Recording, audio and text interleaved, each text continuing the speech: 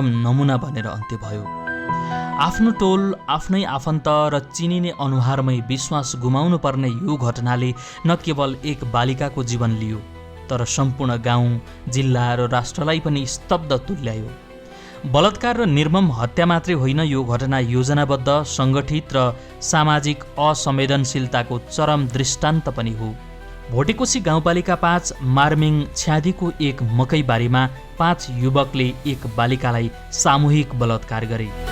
प्रारम्भिक अध्ययनले देखाएको तथ्य अनुसार ती युवाहरूले पहिलेबाटै योजना बनाएर कन्डम लिएर तयारी गरेर बसेका थिए। अपराधीमध्ये एक बालिकाको ठुलो बुवाको छोरा थिए, जसले टिकटक हेर्न दिन्छु भनेर मोबाइल दिँदै बालिकालाई मकैबारीमा बोलाए।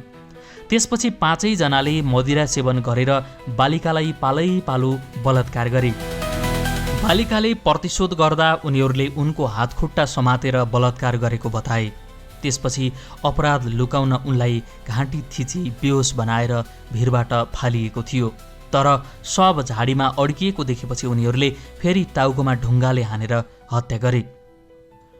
पक्राउ परेका 5 अभियुक्तहरू यस प्रकार छन्: निमा तेन्जिङ तामाङ 21 वर्ष, वाङनिमा तामाङ 22 वर्ष, नामग्याल शेर्पा 32 वर्ष, दावा तामाङ 20 वर्ष, लाक्पा पासाङ तामाङ 23 वर्ष। यीमध्ये अधिकांश कुनै न कुनै रूपमा पीडितसँग सम्बन्धित थिए वा गाउँका चिन्जानका व्यक्ति थिए। सबैजना गाउँमै बस्दै आएका बेरोजगार वा कामविहीन अवस्थामा थिए। स्थानीयहरूले भोलिपल्ट बिहान चेउ टिप्न गएको बेला झाडीमा शव देखेपछि प्रहरीलाई खबर गरे। जिल्ला प्रहरी कार्यालय सिन्धुपाल्चोकका एसपी रामेश्वर कार्कीले तत्कालै अनुसन्धान सुरु गरे। अनुहार नचिनिने गरी टाउको किचिएको देख्दा प्रहरीलाई घटना सामान्य लागेन। त्यसपछि काठमाडौँबाट तालिम